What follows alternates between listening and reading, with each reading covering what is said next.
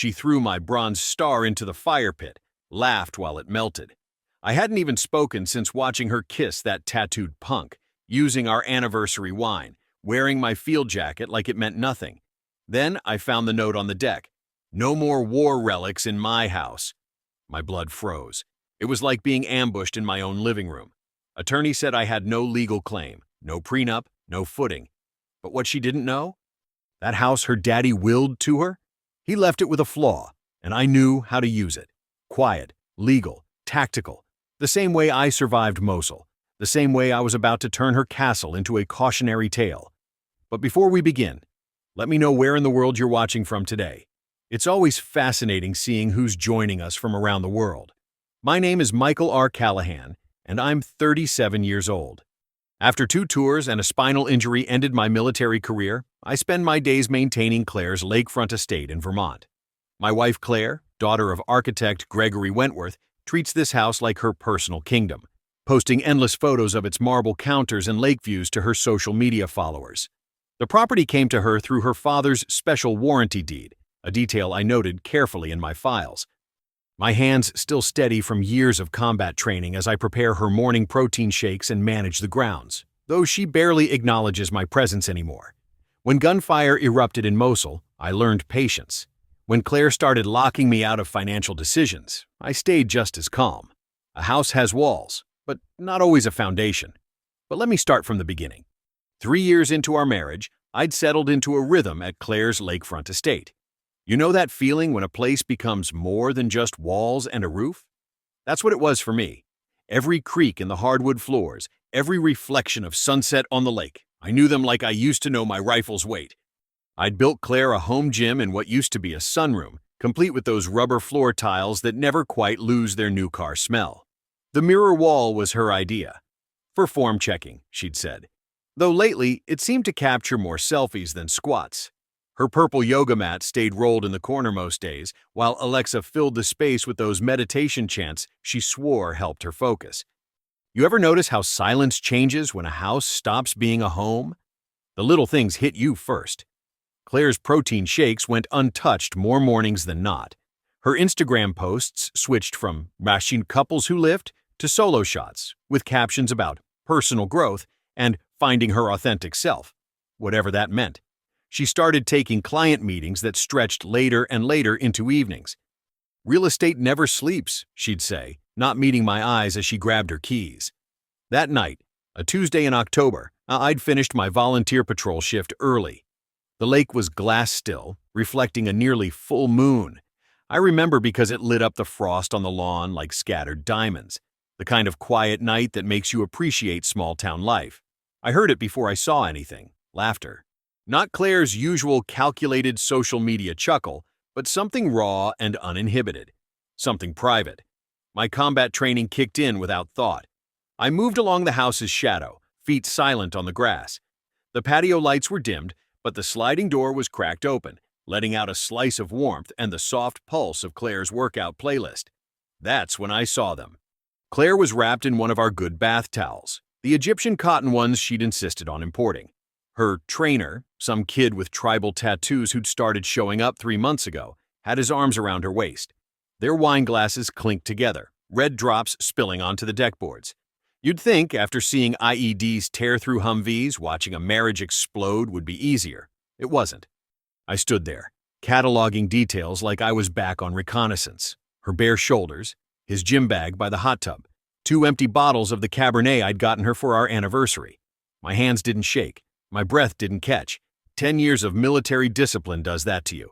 Keeps the surface calm while everything underneath goes nuclear. I backed away, moving on autopilot toward the garage. Inside, surrounded by tools and the faint smell of motor oil, I let myself feel it. The betrayal didn't come as a shockwave, more like a slow-rising flood. Each memory of the past 3 years took on a new shape. Her sudden interest in personal training sessions, the password changes on our shared accounts, those late-night client meetings that left her smelling like someone else's cologne. The garage had become my space over the years. I'd installed pegboards for my tools, built wooden cabinets to Claire's exact specifications. Even in the dark, I could find anything I needed by touch. Right then, what I needed was time to think. A shaft of moonlight caught my bronze star, mounted above my workbench. The metal seemed to whisper what I already knew. Reaction without strategy was just wasted motion. In combat, the guy who loses his head is usually the guy who loses, period. So I stood in that darkness, letting my mind work the problem like I used to work patrol routes. Claire had her trainer, her house, her social media empire. But I had something she'd forgotten about: patience. The kind you learn watching desert horizons for movement, waiting hours for one critical moment. I didn't slam doors, didn't shout, didn't give them the satisfaction of a scene. Instead, I pulled up a chair in my garage and started thinking. Because sometimes the best response to a firefight isn't returning fire, it's finding better ground. The next morning hit like a hangover, even though I hadn't touched a drop. Dawn was breaking over the lake, painting everything in that cold October light that makes shadows look harder than they should. The house felt empty before I even opened my eyes. Claire's side of the bed hadn't been slept in.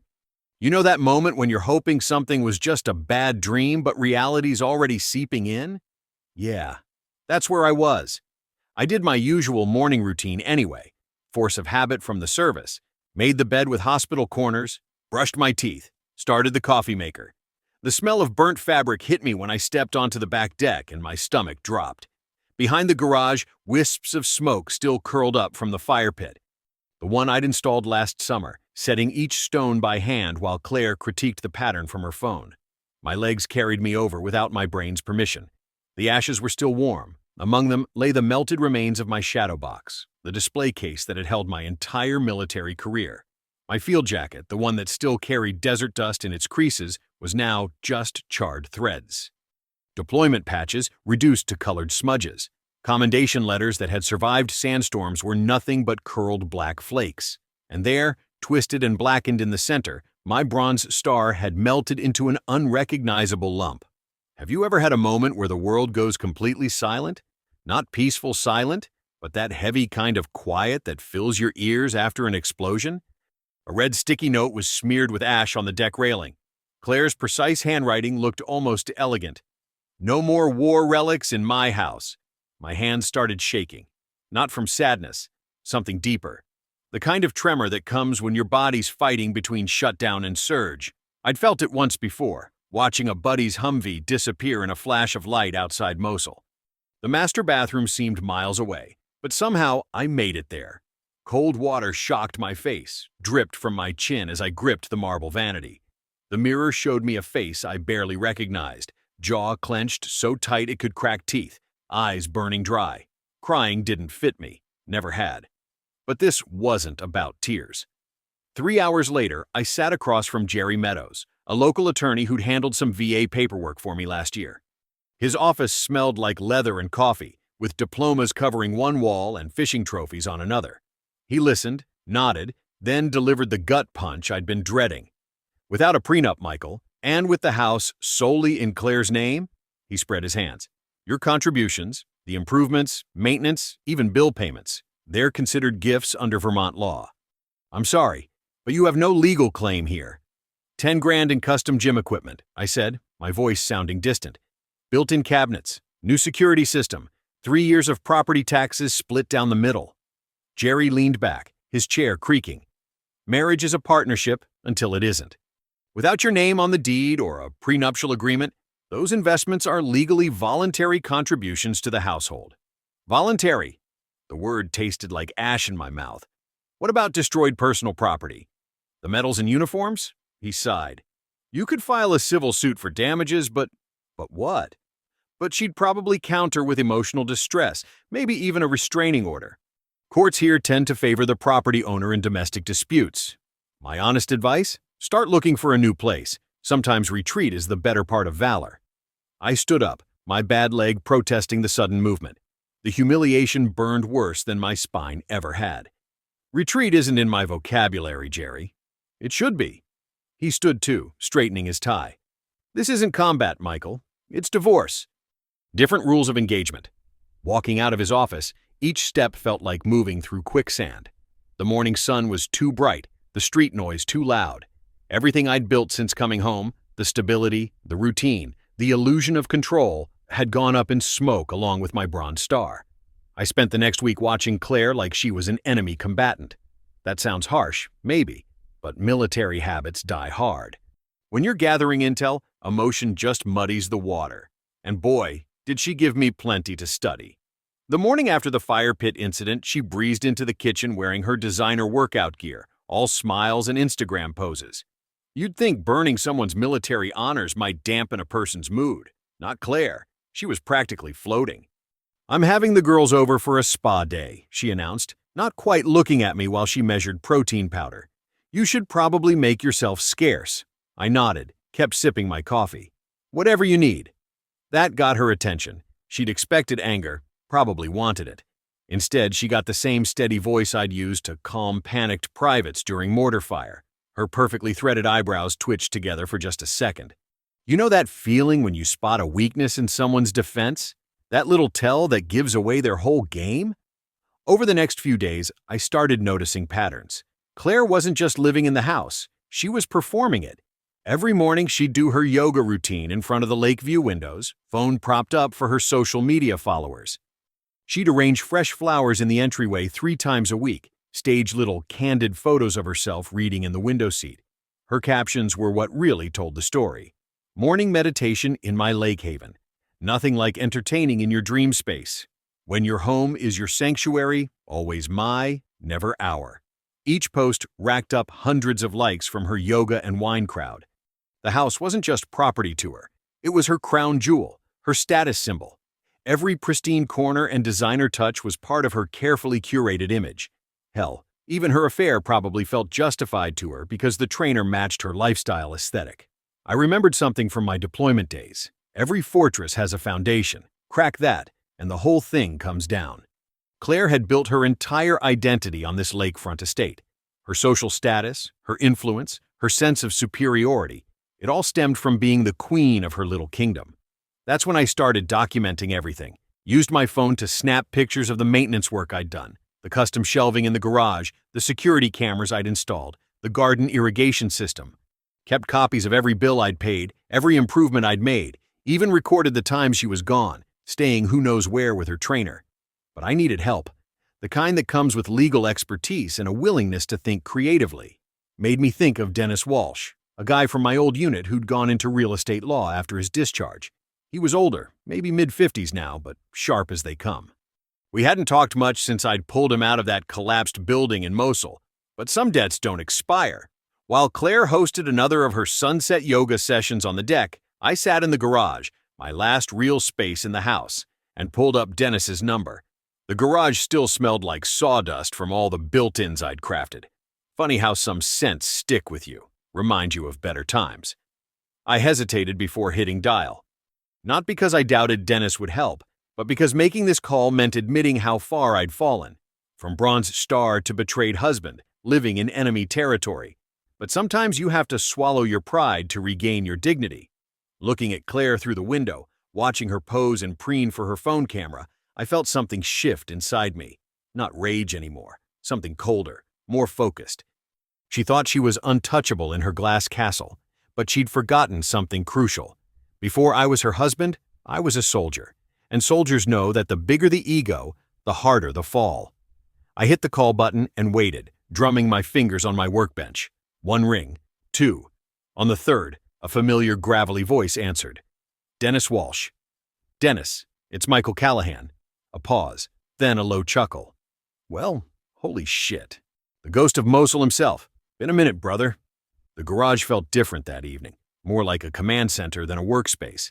I'd cleared my old drafting table, set up my laptop, and poured myself 2 fingers of the bourbon I kept hidden behind my socket sets. Claire was out at hot yoga, probably with her trainer. Perfect timing for this call. Dennis's face filled my screen, grayer than I remembered, but still wearing that same beat-up Yankees cap.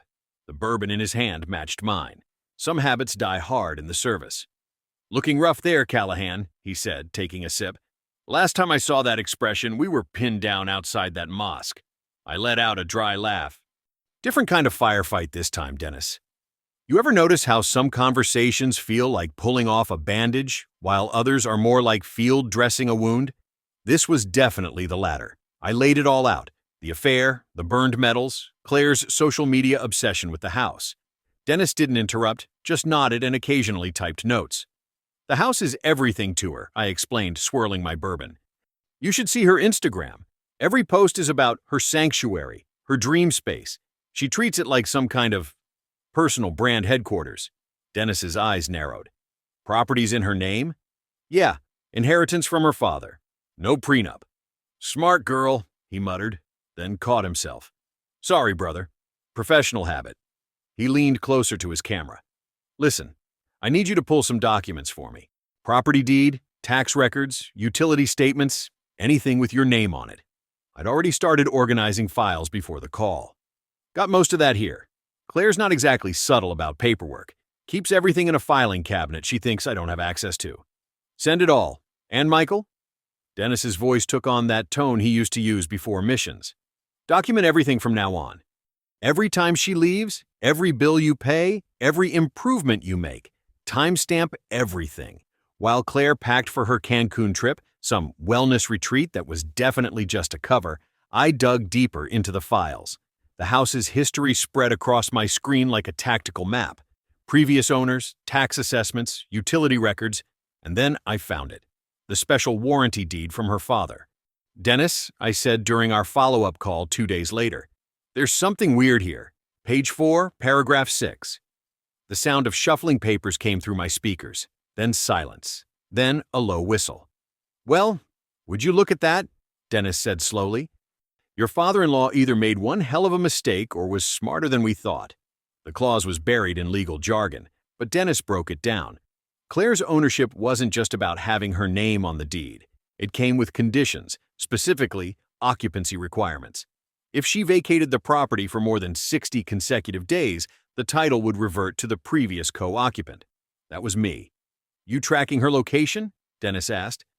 I nodded. Got cameras on all entries. Keep logs of when she's gone. She left for Cancun this morning. 2-week booking at some resort. And before that, let me guess, staying with a trainer? 3 nights a week minimum. For the past month. Dennis took off his cap, ran a hand through his gray hair. Michael, you realize what this means? She handed you the keys to her castle without even knowing it. The mission was taking shape in my mind. Clear objectives, actionable intelligence, exploitable weakness. Just like the old days, but with property law instead of firefights. One thing, though, Dennis added, his face serious. We play this smart. By the book. No shortcuts, no gray areas. Everything documented, everything legal. You copy? Copy that. The soldier in me recognized an operations brief when I heard one. Good. Because your wife's about to learn something about property law and karma. Dennis raised his glass. To strategic patience. I mirrored his toast, feeling that familiar calm that comes with having a solid plan. Through my garage window, I could see Claire's yoga room, all glass and modern angles, empty now except for her precious mirror and the space where my shadow box used to sit. The morning Claire left for Cancun, I watched her load her Louis Vuitton luggage into her Range Rover. She didn't even glance back at the house, or me. Perfect. Operation Document Everything was officially a go. You know that laser focus you get during a mission? Where every detail matters because your life might depend on it. This was exactly like that, except instead of tracking insurgents, I was tracking my wife's absence. And boy, did I have some tools at my disposal. First thing I did was screenshot her Instagram story, the one where she posed with her passport at Burlington International. Timestamp, 6:43 a.m., May 15th. Then I grabbed her e-ticket confirmation from our shared email. Yeah, she hadn't bothered to remove me yet. 2 weeks at the Grand Velas Riviera Maya, all expenses paid on my Amex. The irony wasn't lost on me. Looking good, Dennis messaged through our secure chat. Now, let's talk cameras. I'd already installed security cameras when I first moved in. Claire had insisted on them, worried about her precious yoga equipment. Now they'd serve a different purpose. I spent that afternoon adjusting each one, making sure they covered every entrance and exit. The footage would stream to a cloud server Dennis had set up, timestamp included. Remember, Dennis wrote, we need to prove 2 things, that she's gone and that you never left. So I got methodical. Every morning I'd order groceries from the local market, always to my name, always with delivery confirmation.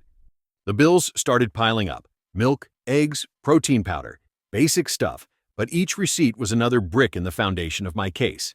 The utility companies were trickier. Had to make a few calls, explain my veteran status, show my VA documentation. But within 48 hours, both water and electric were linked to my VA credit account. Dennis said this was crucial. Utility bills are gold in residency cases. Start a ledger, he advised. Document everything you do in that house, every repair, every maintenance task, date and time it all. So I did. May 16th, fixed loose deck board, 2:30 p.m. May 17th, cleaned gutters, 10:15 a.m. May 18th, mowed lawn, 4:45 p.m. Each entry backed up with before and after photos, GPS tagged. I even kept track of the local police patrols I did. The officers knew me. They'd wave as they passed the house. More witnesses to my constant presence. But man, watching that 60-day clock, it was like waiting for an IED to clear. Every morning, I'd wake up and mark another day on my calendar. Day 1, Day 2, Day 3. Each sunrise brought me closer, but also cranked up the pressure. What if she comes back early? I asked Dennis during one of our check-ins. She won't, he said firmly. You said yourself, she's been staying at the trainer's place half the time anyway. She's establishing her own absence pattern without even knowing it. He was right. Looking back through my logs, Claire had been gone more than she'd been home for weeks before Cancun. 3 or 4 nights at the trainer's, then home for a day or two to grab fresh clothes and host her yoga sessions. Each absence carefully noted in my growing file. The house felt different during those days of waiting. Quieter, but not in that hollow way it had been right after discovering her affair. This quiet had purpose. Every room became part of my mission. The kitchen where I cooked my meals, documented with time-stamped photos, the garage where I worked out, captured on security feeds, the living room where I read military history books in full view of the cameras. You're building a fortress of evidence, Dennis said. Every receipt, every photo, every utility bill, they're all sandbags in your defensive position. I'd taken over the home office, Claire's old creative space, and turned it into my command center. 3 monitors tracking security feeds, files organized by date, hard copies stored in waterproof containers. The military had taught me that information was often better protection than armor.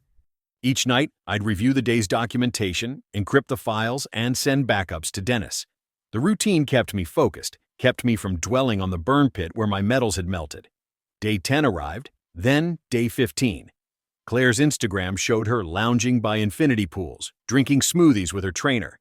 Each post tagged with "Brushed my perfect escape." She had no idea she was documenting her own absence from the property. If she only knew that every sunset brought me one day closer to taking back what she'd burned. 30 days in, the weight of it all really started pressing down. I was sitting at the kitchen counter watching snow drift against the windows when it hit me. One wrong move, one slip-up, and this whole operation could crumble. You ever catch yourself rehearsing conversations that might never happen? That's what I started doing. Standing in front of the bathroom mirror, running through scenarios like I was prepping for a mission brief. Yes, I've been maintaining the property. Calm, factual, no emotion.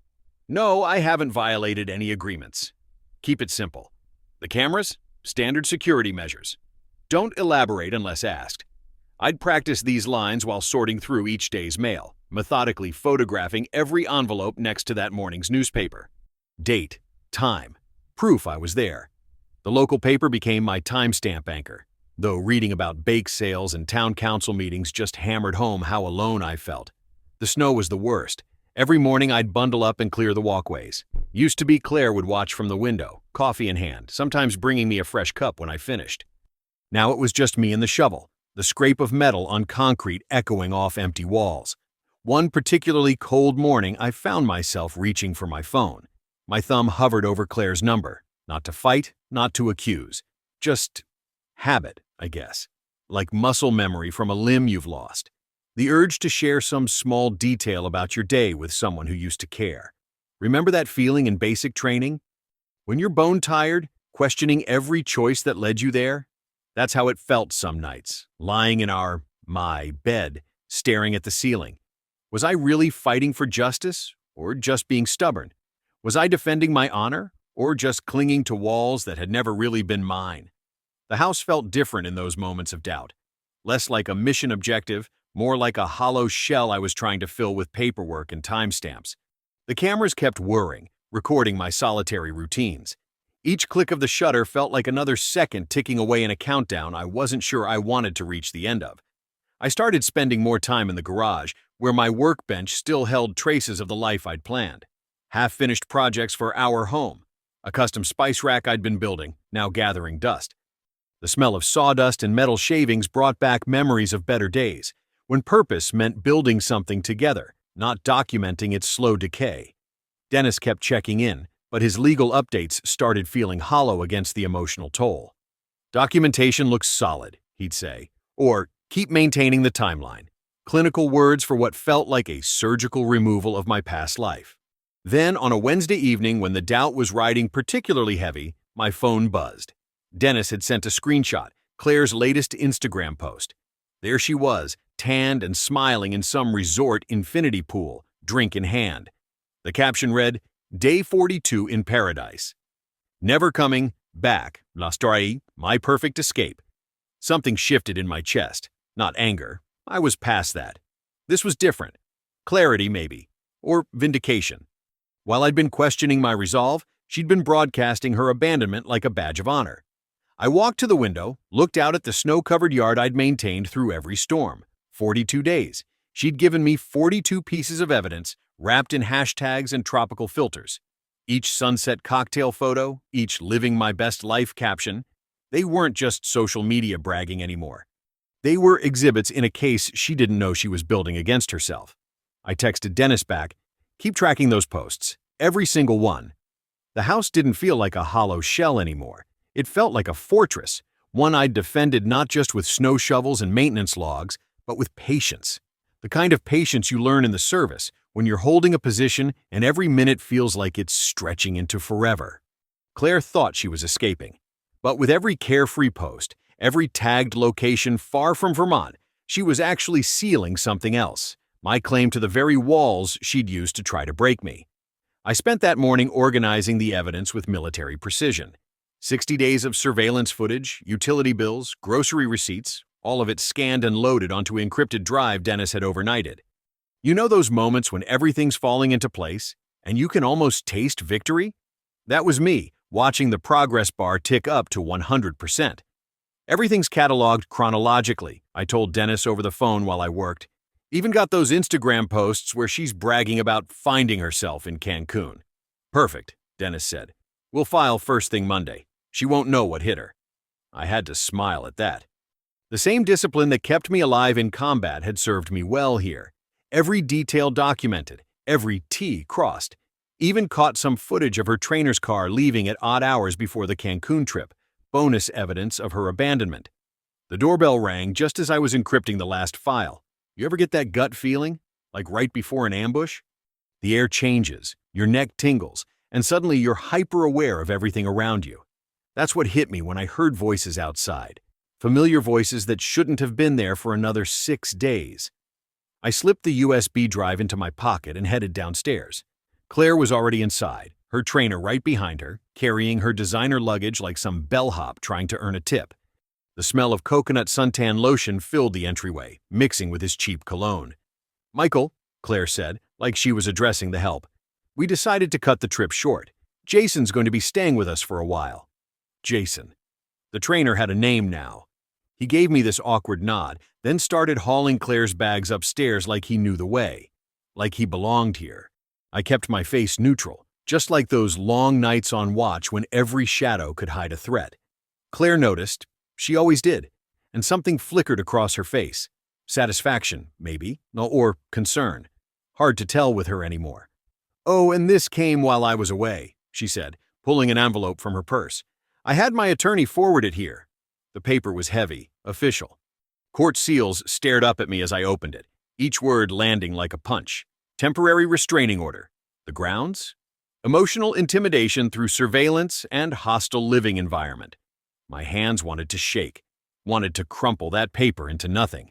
But I'd learned long ago, control isn't about not feeling rage, it's about not letting it show. So I read every word, calm as could be, while Claire watched for any crack in my armor. She wouldn't find one. Not anymore. I'll need 3 days to gather my things, I said, folding the order neatly. You have until tomorrow night, she replied. Jason needs the garage space for his equipment. The garage, my workshop, where I'd built her that custom yoga platform she'd bragged about online, where I'd maintained this house through 3 winters. Now it was going to store some trainers' rubber mats and kettlebells. I waited until they were upstairs, giggling about where to put Jason's things, before I called Dennis. She's back, I said quietly, with company and a restraining order. Dennis was silent for a moment. Then he chuckled. That same dry laugh I remembered from Mosul, right before we turned a bad situation around. Perfect timing, he said. You got everything documented? Every second of the past 60 days. Then we're not fighting the restraining order, Dennis said. We're filing for quiet title instead. Quiet title? It's beautiful, actually. Forces a full property rights hearing. Gets the county involved. And with our documentation, he paused. Well, let's just say she handed us exactly what we needed. I glanced up at the ceiling where I could hear Claire directing Jason about furniture placement. Let's bury her with the truth, I said. That's my brother, Dennis replied. I'll have the paperwork ready tomorrow. Pack light. We want you out before the deadline. Let her think she's won. I ended the call and stood in my kitchen, her kitchen, for the last time. Upstairs, Claire laughed at something Jason said. She probably thought she'd finally broken me, forcing me out of her precious house with legal papers and her boy toys' help. She had no idea what was coming. Dennis didn't waste any time. The morning after Claire served me that restraining order, he filed our petition for quiet title with the county court. Ever see a lawyer get excited about paperwork? Dennis was practically giddy when he showed me the filing. Look at this beauty, he said, tapping the screen where he'd laid out our case. Every T crossed, every I dotted. And that occupancy clause? It's like she gift-wrapped this for us. I nodded, but my mind was on the duffel bag in my truck. Following the restraining order meant I had to clear out, temporarily, at least.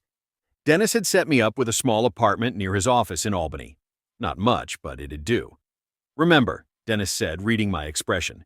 We want her comfortable. Overconfident even. Let her think she's won. Copy that, I replied. Military habits die hard. We kept the machine running smooth as silk. I had my mail forwarded to a P.O. box, but made sure every utility bill still showed my name at the lake house address. Grocery deliveries continued like clockwork, all documented, all time-stamped. Dennis even arranged for a landscaping service to keep maintaining the property, paid through my account. Building our chain of evidence, he explained. Every receipt, every transaction, every footprint matters. The county inspector's visit was our ace in the hole.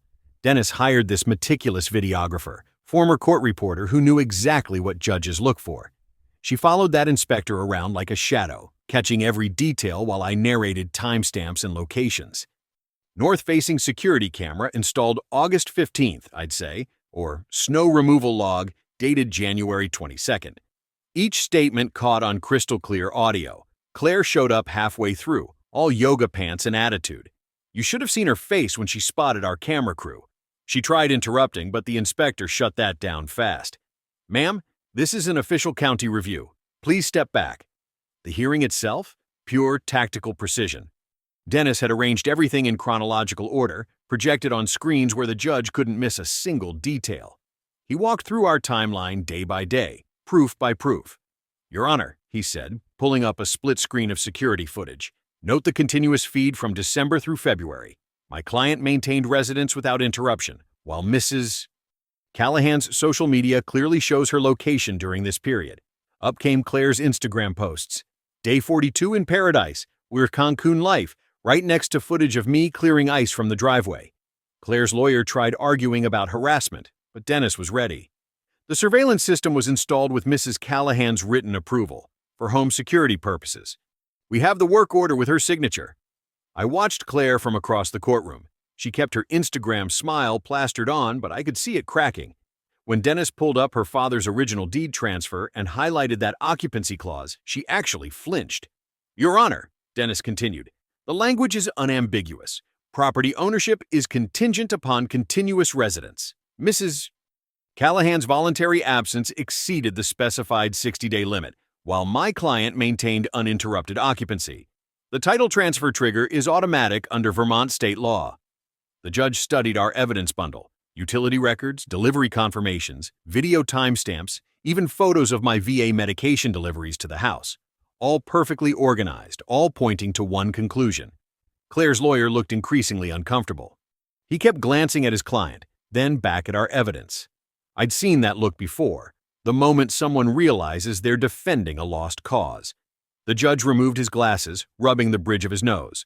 I'll review the complete record and issue my decision within the week. He fixed Claire with a steady look. Both parties are to maintain current living arrangements until then. No alterations to the property or its contents. As we filed out, I caught Claire's whispered comment to her lawyer. He can't actually take my house. Daddy gave it to me. But I knew that tone. She wasn't nearly as confident as she was trying to sound. Dennis clapped my shoulder as we headed to his car. Now we wait, he said. But brother, I've never seen a cleaner case. You did everything exactly by the book. Learned that from you, I replied. Document everything. Leave no gaps. Speaking of documentation, Dennis grinned, patting his briefcase. Wait till you see what else I found in those property records. The morning of the verdict, my hands wouldn't stop shaking. Not from fear, something deeper. You ever stand at attention while medals are being pinned? That same electric focus hummed through me as I straightened my tie in Dennis's office mirror. Ready? He asked, briefcase in hand. I nodded. Born ready. The courtroom felt different this time. Smaller, maybe. Claire sat with her lawyer, scrolling through her phone like this was just another yoga appointment. But I caught the way her fingers trembled slightly when the bailiff called us to order. The judge didn't waste time with preliminaries. After reviewing the extensive documentation presented, this court finds the following. He adjusted his glasses. The special warranty deed executed by Gregory Wentworth clearly establishes occupancy requirements as a condition of ownership. Evidence confirms that Mrs. Callahan voluntarily vacated the property for a period exceeding 60 days, while Mr. Callahan maintained continuous residence. My pulse steadied. You learn in the service. When the moment hits, stay frosty. Furthermore, the judge continued, Mr. Callahan has provided comprehensive proof of his ongoing presence and property maintenance during the period in question. Therefore, pursuant to the deed's explicit terms and Vermont state law, legal title to the property at 147 Lakeshore Drive is hereby transferred to Michael R. Callahan, effective immediately. The gavel crack echoed like a rifle shot. Claire's phone clattered to the floor. What? No, that's my house. Her lawyer grabbed her arm as she half rose. My father gave me that house. Mrs. Callahan, the judge warned, control yourself or be held in contempt. She snatched up her designer bag and stormed out, heels clicking like angry Morse code.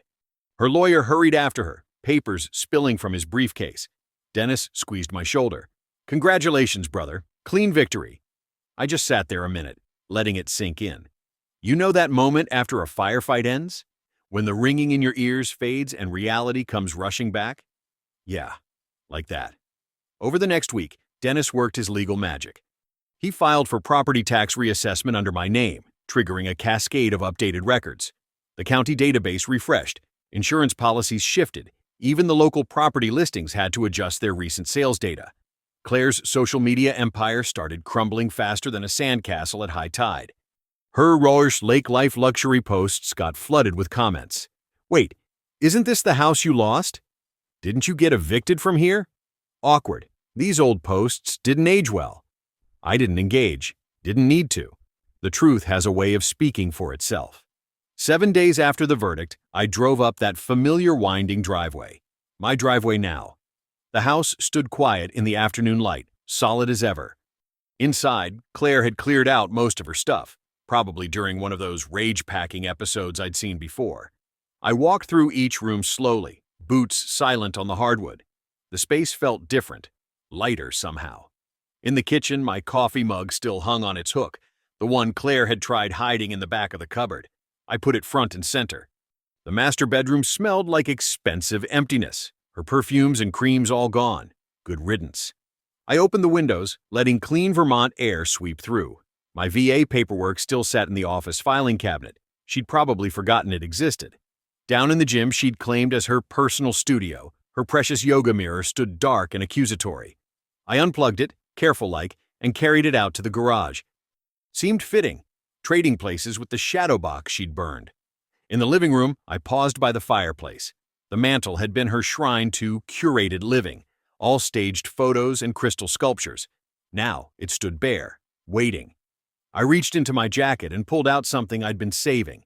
My replacement bronze star, mounted in a simple frame. Dennis had helped me request it through military channels. The metal caught the afternoon light as I hung it dead center on that empty mantel. Not for show, not for revenge, just for truth.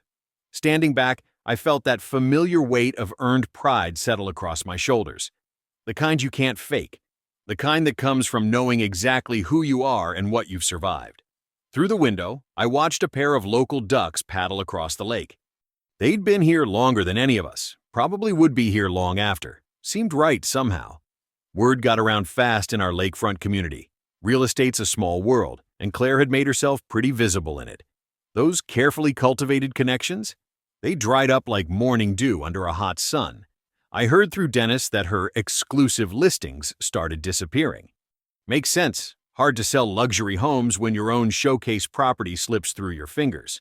Her broker profile went dark. The fancy real estate team photos vanished from billboards. Even her yoga studio quietly dropped her lifestyle inspiration workshops. You ever watch dominoes fall? One tips, then another, then it's just gravity doing its thing. The trainer, Jake or Jack, never bothered learning his name, packed up his protein powders and resistance bands about 2 weeks after the ruling. Dennis's secretary spotted him loading boxes into a beat-up Subaru outside Claire's temporary rental. Guess the glamour wore off when the lakefront views disappeared. Claire went dark on social media for exactly 7 days. In the military, we called that tactical retreat and regroup. But she couldn't stay hidden. Visibility was oxygen to her. When she resurfaced, it was with this carefully worded post. Embracing change and new horizons, trading lake views for city energy as I transition to a more urban lifestyle. Sometimes the universe has bigger plans. New chapter, Mighty or City Girl. Reinvention. The comments section stayed suspiciously clean. Must have been working overtime with that delete button. Dennis's paralegal, sharp kid, good investigator, confirmed Claire's new address through the court paperwork. A studio apartment above Vapor Kings, this vape shop downtown that used to be a video rental place. Monthly rate was about what she used to spend on weekend spa treatments. I drove by once, just once, not to gloat. That's not my style. But I needed to see it, to make it real. The building slouched between a discount mattress store and a payday loan office. Blue neon from the vape shop sign buzzed and flickered, probably keeping her up at night. A far cry from gentle lake waves and morning bird songs. You should see the lien releases, Dennis told me over coffee one morning. Clean as a drill sergeant's inspection. House is completely yours now. No strings, no claims, no loose ends. I nodded, but something still felt unfinished. Not with the house. Every brick and board felt right, felt earned. The property taxes came in my name. The utility bills showed my account. Even got a welcome basket from the Homeowners Association, though I'd lived there 3 years already. Remember those cold nights in the desert, when you'd finished your patrol but couldn't quite settle? That restless feeling in your gut that said, mission incomplete? Yeah, like that. Still processing, I told Dennis. He gave me that knowing look, the one that said he'd been there. Takes time, brother, but you won this one clean, strategic, by the book. Yeah, I sipped my coffee. Just feels like there should be more satisfaction. Dennis leaned back. Listen, she burned your medals, tried to erase your service. Now she's living above a vape shop while you're in the house she thought defined her. That's not karma. That's justice. The morning sun hit the lake, scattering light like broken glass. A pair of loons called from somewhere near the far shore, their weird, lonely sound carrying across the water. Felt like they were asking questions I couldn't quite answer. Dennis checked his watch. Got a closing in 20, but Michael, you did good. Held your ground. Kept your honor. That's worth more than any house. I walked him out, watched his truck disappear down the drive. The flag on my new pole snapped in the breeze, properly lit, properly displayed. Claire used to call it aggressive decoration. Now it just looked right. Back inside, I stood in what used to be her yoga room. The space felt hollow, like a shell waiting to be filled. Through the window, I could see the fire pit where she'd burned my shadow box. The ashes were long gone, scattered by wind and rain. But the memory stayed, sharp as ever. Maybe that's what felt unfinished. Not the house, not the legal stuff. Something deeper. Something about identity and purpose and My phone buzzed. Text from Dennis. Final recording came through. House is officially, permanently yours. Congratulations again, brother. I looked around the empty room, at the bare walls that had once showcased Claire's massive mirrors and inspiring quotes. Time to make some changes. But what kind? That was the question keeping me up at night. I spent 3 days staring at that empty yoga room before I knew what to do. The space had this hollow echo, like those temporary military offices we'd set up in abandoned buildings overseas. Not quite home, not quite foreign, just waiting. Then I remembered something from basic training. Our drill sergeant had this saying, "A soldier without pride is just a man in uniform." He'd drill that into us while we practiced facing movements, checked our brass, polished our boots. The small things that added up to something bigger. You know what really got to me about Claire burning my shadow box? It wasn't just the medals. It was how she tried to erase who I was, like my service was some embarrassing phase I needed to outgrow. But identity isn't something you outgrow. It's something you build on. I called the VA office first. Turns out they have a whole process for replacing military awards. Takes some paperwork, but they understand. Things get lost, damaged, stolen. The Bronze Star replacement came in a simple cardboard box, wrapped in tissue paper. Holding it felt different this time. The first one I'd earned through blood and brotherhood. This one I'd earned by standing my ground in a different kind of battle. Found a frame shop downtown. Old guy who'd served in Desert Storm. He picked out this dark walnut wood. Nothing fancy, just solid and clean. While he worked, we traded stories about MREs and midnight watches. Felt good, that easy understanding between veterans. Claire's mirror was still in the garage, leaning against the wall where the movers had left it. One of those full-length jobs with LED strips around the edges, the kind made for selfies and showing off workout gear. Must have cost a fortune.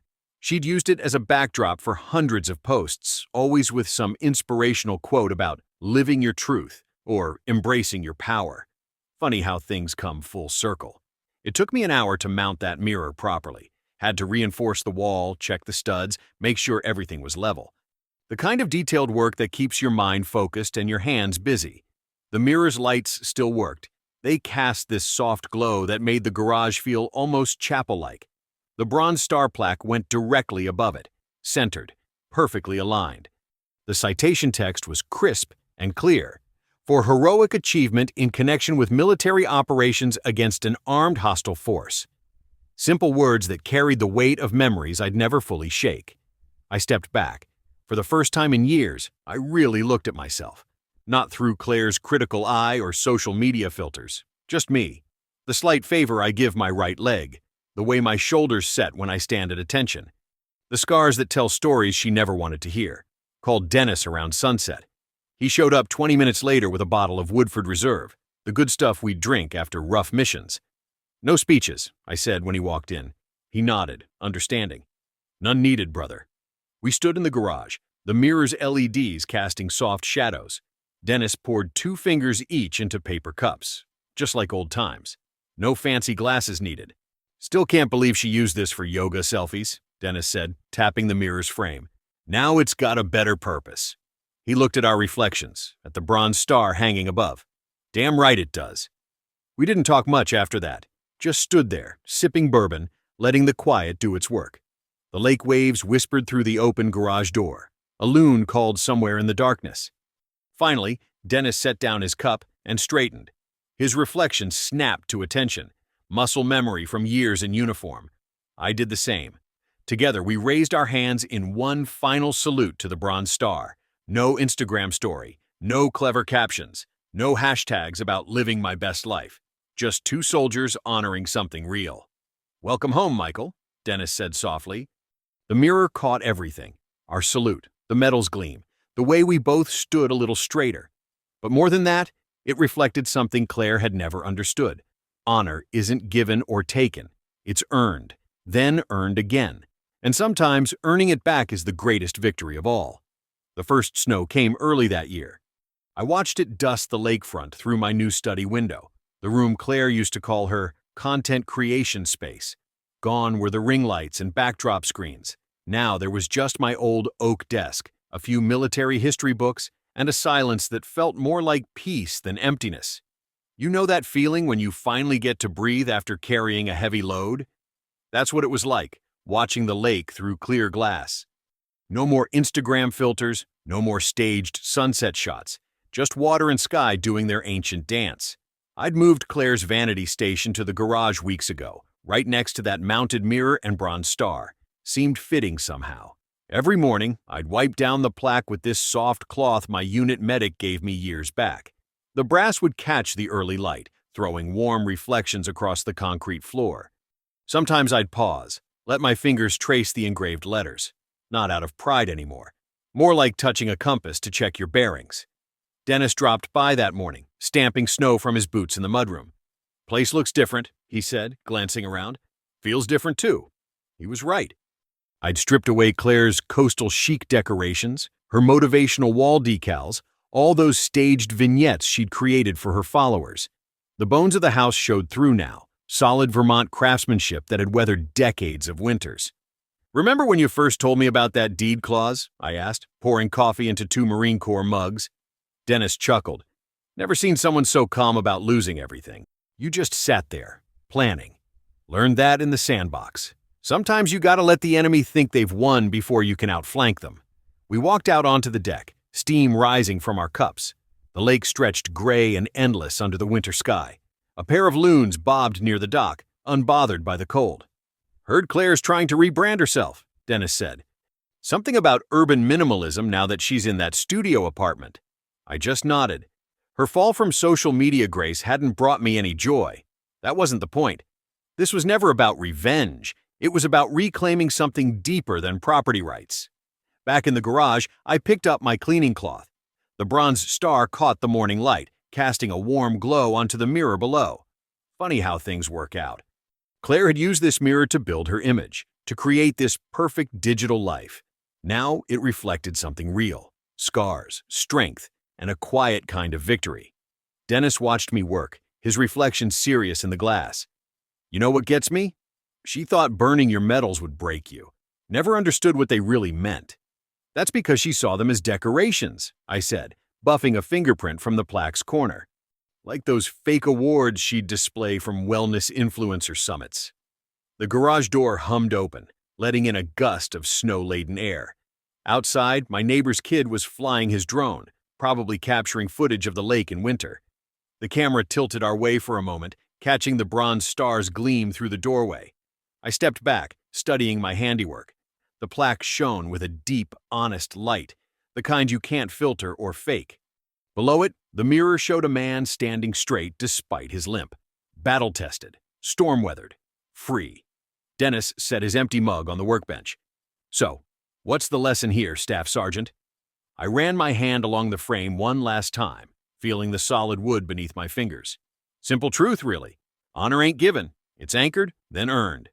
I believe stories like this find us for a reason. If this one touched you, please subscribe. I share a new one every day, and tomorrow's might be the one your heart's been waiting for.